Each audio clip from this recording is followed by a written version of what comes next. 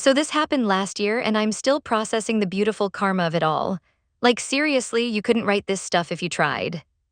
I was 29, working as the lead developer at what I thought was going to be the next big thing in fintech. You know how it is, another revolutionary startup that was going to disrupt the financial industry.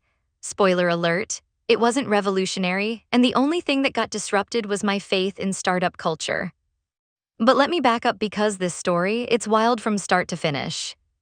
Picture this: 3 years ago, fresh out of my last corporate job, I was hungry for something meaningful. I wanted to build something that mattered. My parents immigrated here from Eastern Europe with nothing but dreams and work ethic, and they raised me to believe that if you work hard and stay loyal, good things will come. Classic immigrant family values meets millennial startup dreams. What could go wrong, right? So when I met David, our CEO-to-be, at a tech meetup, I was immediately hooked by his pitch. He had this whole vision about democratizing financial services, making banking accessible to communities. The passion in his voice, the way he talked about changing lives, I bought it completely. Hook, line, and sinker. "Sarah," he said, looking me straight in the eye, "I need someone who can turn vision into reality, someone who can build the foundation of something extraordinary." And then came the magic words: "I'm offering you 3% equity as lead developer. You'll be employee number 3, and when we make it big, and we will make it big, you're going to be set for life." 3% doesn't sound like much, but in startup math, that could mean millions if things went right. My parents didn't understand why I'd leave a stable job for maybes and what-ifs, but I believed. God, I believed so hard it hurt. The first year was actually amazing. It was just me, David, and our co-founder who handled business development. We worked out of David's garage, living on ramen and dreams. I was coding 12, 14 hours a day, building our platform from scratch. Every line of code felt like I was laying bricks for my future mansion. And I was good at it, really good. While David schmoozed with investors and chased leads, I was architecting something beautiful. A clean, scalable fintech platform that could handle everything from basic banking to complex investment tools. I made decisions about the tech stack, the database architecture, the security protocols, everything. It was my baby. Here's where things get important for later, and trust me, you'll want to remember this detail. In my excitement to get started, I set up the entire in my personal GitHub repository. I know, probably not the move, but David was like, "Just get us started, we'll sort out the paperwork later." Famous last words, right? By year 2, we'd moved into a proper office, hired a small team, and things were looking up.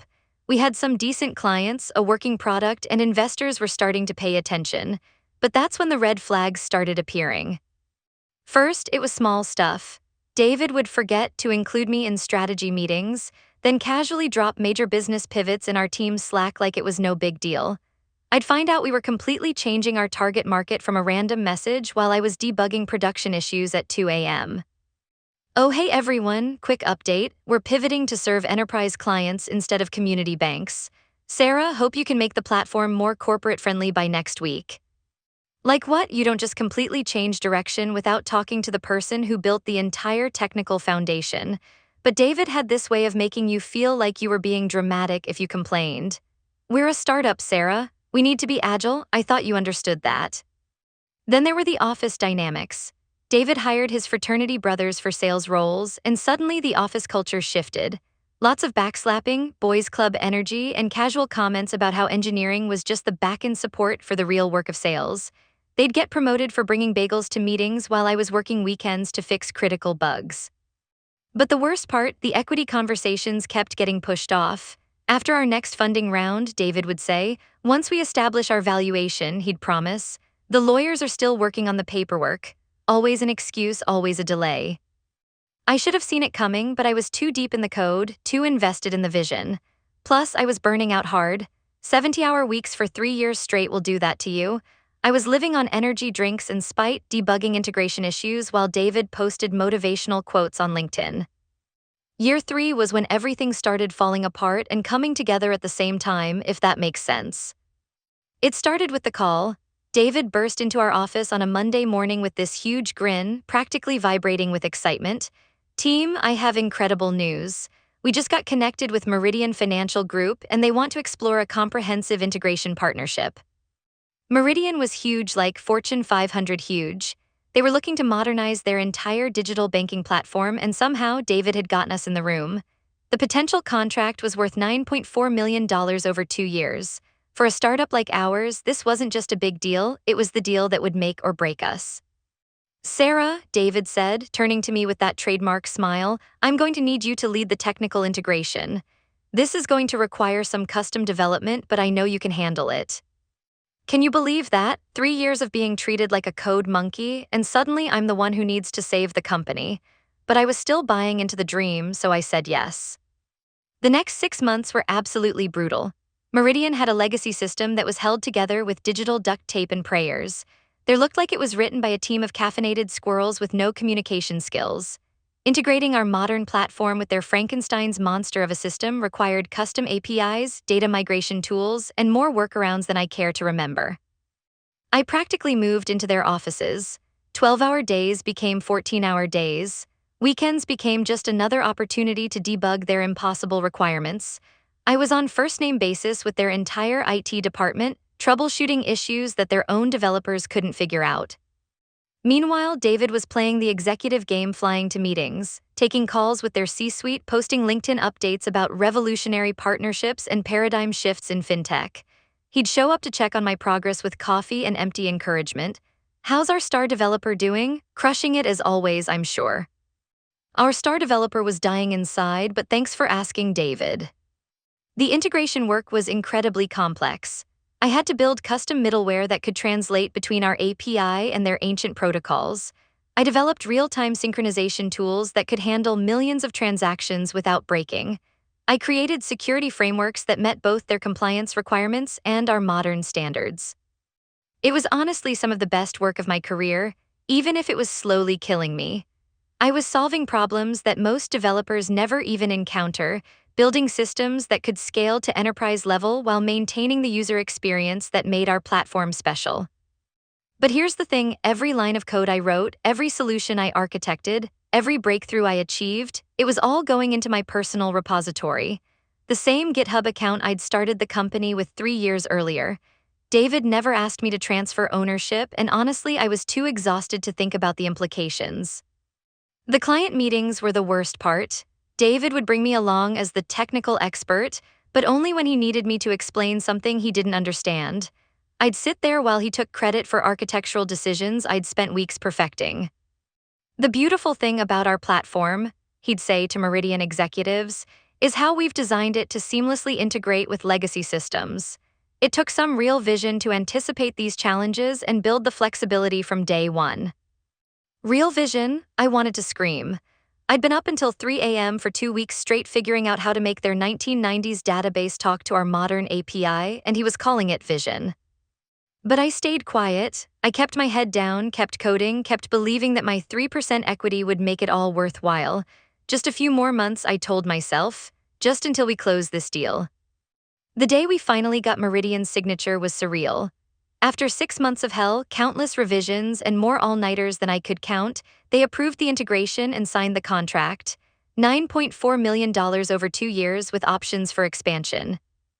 David threw a company party that night. He rented out a trendy rooftop bar, bought expensive champagne, and invited everyone, employees, investors, even some clients.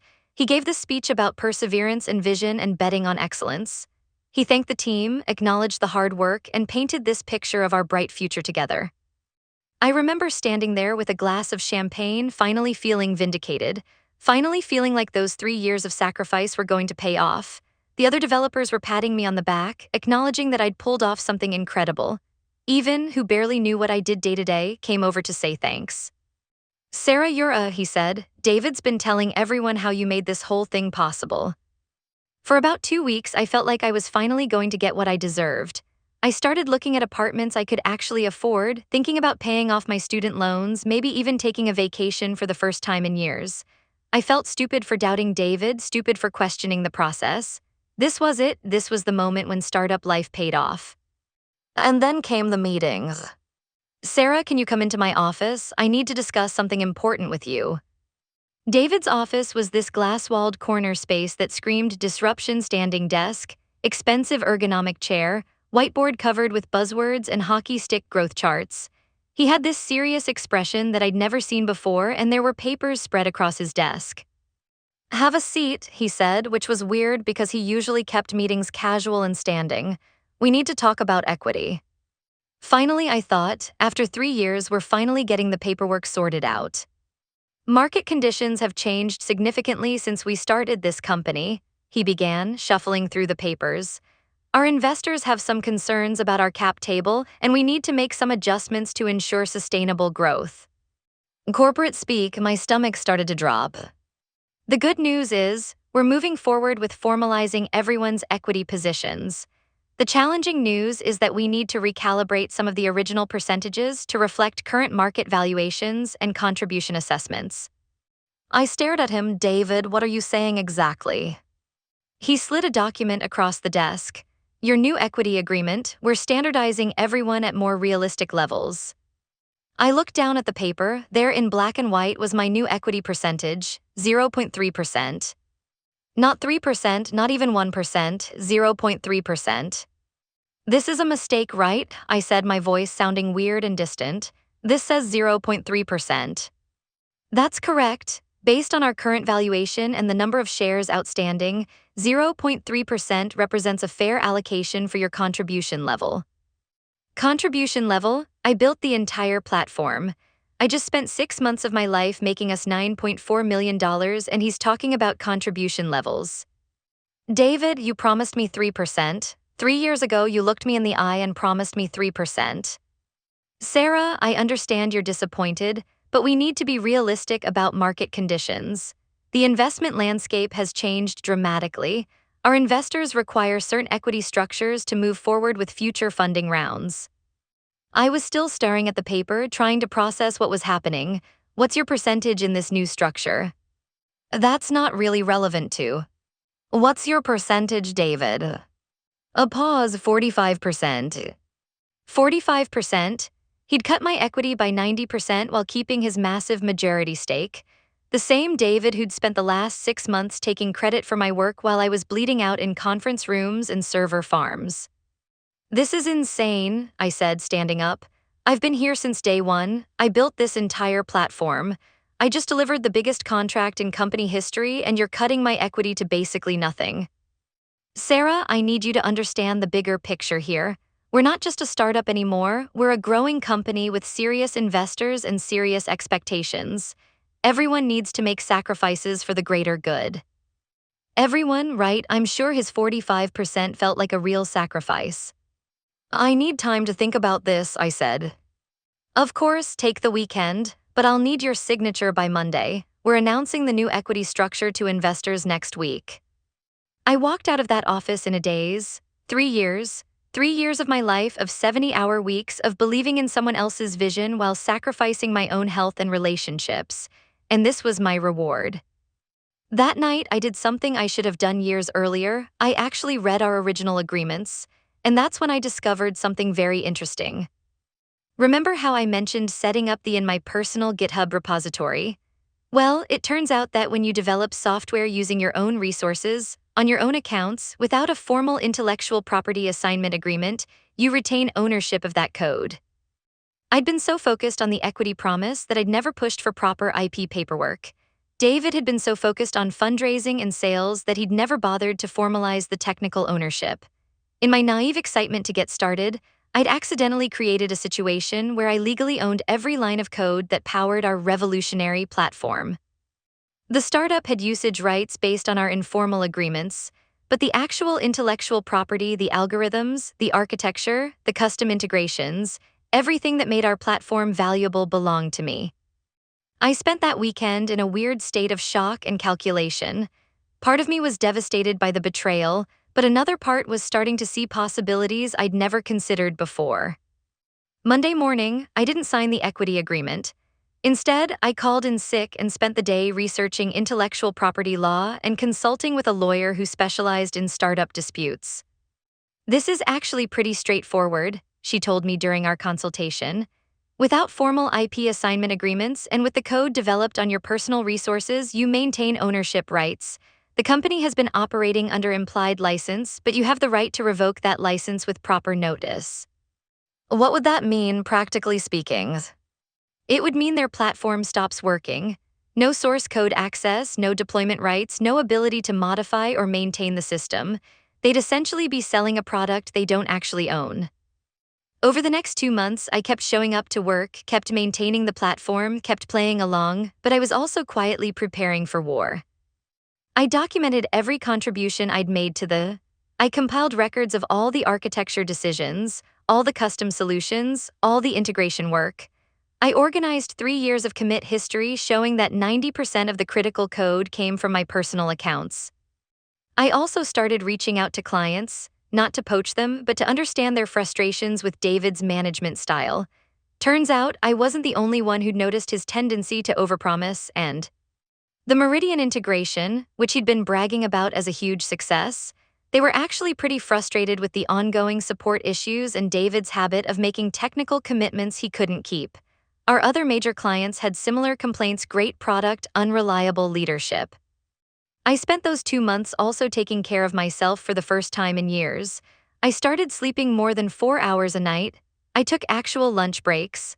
I began to remember what it felt like to have energy and creativity instead of just functioning on caffeine and stubbornness. And I started sketching out what my own company might look like. The final straw came during our quarterly all-hands meeting. David was presenting our incredible growth trajectory to the team, showing off the Meridian contract and talking about our bright future. "This success is really a testament to our company culture," he said, clicking through slides full of revenue projections. "When everyone pulls together toward a common vision, when everyone makes sacrifices for the greater good, incredible things happen." Sacrifices for the greater good. From the guy who'd kept his 45% while cutting mine to almost nothing. "Our technical team has really stepped up this quarter," he continued, nodding toward the developers. "Sarah especially has shown what's possible when you combine technical excellence with company loyalty." Company loyalty, I almost laughed out loud. After the meeting, I made my decisions. That afternoon, I sent a carefully worded email to David, and our lawyer. Effective immediately, I am withdrawing the informal license for use of proprietary software code developed under my personal resources and accounts. This includes all source code, documentation, and related intellectual property currently in use by the company platform. This decision is based on recent changes to my equity agreement that fundamentally alter our original business relationship. I will be happy to discuss licensing terms for continued use of this IP, or to provide transition support for alternative technical solutions. Please contact me through my attorney for any business-related communications going forward. I hit send at 4:47 p.m. on a Friday afternoon, then immediately revoked access to all the GitHub repositories, changed my passwords, and enabled two-factor authentication on everything. By 5:30 p.m., their entire platform was dark. The phone calls started within minutes. First David, then panicked developers trying to figure out why they couldn't access any of the code. I didn't answer. I was too busy backing up my files and preparing for the legal shitstorm that was about to hit. But here's the thing, I wasn't doing anything illegal or even unethical. I was simply exercising my legal rights as the owner of intellectual property that had been used without proper compensation or recognition. The weekend was chaos for them, silence for me. I turned off my phone, went for long walks, and started seriously planning my next move. For the first time in 3 years, I felt like I could breathe. Monday morning brought the expected legal threats, the angry voicemails, the attempts at manipulation. David tried everything: anger, bargaining, guilt trips, promises of fair negotiation. But I was done negotiating with someone who'd already shown me exactly how much my work was worth to him: 0.3%. Instead of responding to his increasingly desperate messages, I spent that week incorporating my own company, TechFlow Solutions. I used the money I'd saved from 3 years of startup salary sacrifice to hire the lawyer, register the business, and set up proper infrastructure. The second week, I started reaching out to former colleagues, not to poach them, but to let them know I was starting something new. Turns out, several of them had been getting tired of David's leadership style and were open to conversations about joining a company that actually valued technical expertise. The third week, I contacted our biggest clients. "Hi, this is Sarah. I was the lead developer on your integration project at my previous company. I wanted to let you know that I've started my own firm, and I'd love to discuss how we might be able to provide better technical support for your ongoing needs." The response was immediate and enthusiastic. Meridian's CTO, who I'd worked closely with during those brutal 6 months, was particularly interested. Sarah, we've been having ongoing issues with support and feature requests. Your former CEO keeps promising solutions that never materialize. Would you be able to take over our technical account? Within a month, I'd signed contracts with 4 of David's biggest clients. Not by him or stealing proprietary information, but simply by offering them the same person who'd been doing the actual work all along. Except now they could work with me directly instead of going through David's promises and delays. The platform I built for my new company was better than anything I'd created at the startup. 3 years of experience, plus the freedom to architect things properly from the beginning, resulted in something genuinely revolutionary. Clean code, scalable infrastructure, and most importantly, honest communication with clients about what was possible and what wasn't. 6 months later, I heard through the startup grapevine that David's company was struggling. Without access to the original, they'd tried to rebuild the platform from scratch, but they couldn't replicate the performance or functionality that clients expected. The Meridian contract got canceled when they missed several critical deadlines. A year later, they officially shut down. David posted something on LinkedIn about market conditions and challenging economic headwinds, but everyone in the industry knew what had really happened. Meanwhile, TechFlow Solutions just closed our Series A funding round. $12 million, led by some of the same investors who'd passed on David's company. The irony wasn't lost on me. I hired back 3 of the developers from the original team, offering them real equity stakes and actual work-life balance. We're building the company I thought I was joining 3 years ago, one that actually values the people who do the work. Last month, I got a LinkedIn message from David. He'd apparently moved back to his and was working at his father's insurance company, doing business development. The message was a weird mix of congratulations on my success and hints that maybe we could explore opportunities for collaboration. I didn't respond.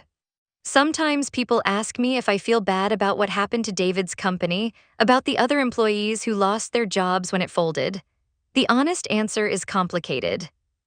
I feel bad for the developers and support staff who got caught in the middle. But I don't feel bad about refusing to be exploited, about demanding fair compensation for my work, or about building something better on my own terms. David made a choice when he decided to cut my equity while keeping his massive stake. He made a choice when he treated me like a replaceable code monkey instead of a founding team member. He made a choice when he took credit for my work while offering me scraps in return. I just made better choices. The funniest part? Last week I got a cold email from a recruiter trying to place David in a senior technical role at another startup. Apparently, he's been talking up his experience building and scaling revolutionary fintech platforms. Some people never learn. But here's what I learned: know your worth, own your work, and never ever trust someone who promises you equity in a handshake deal while keeping the lawyers on speed dial for their own contracts. 3 years of my life taught me that the best revenge isn't getting mad, it's getting better. And sometimes, if you're really lucky, it's getting everything you deserved in the first place, just with better people and better terms. TechFlow Solutions is hearing, by the way. We offer competitive salaries, real equity stakes, and a company culture that actually values the people who build the product. No garage office, no fraternity brother sales bros, and definitely no handshake deals. Just honest work for honest pay, and the revolutionary idea that the people who create the value should actually benefit from the success. Imagine that.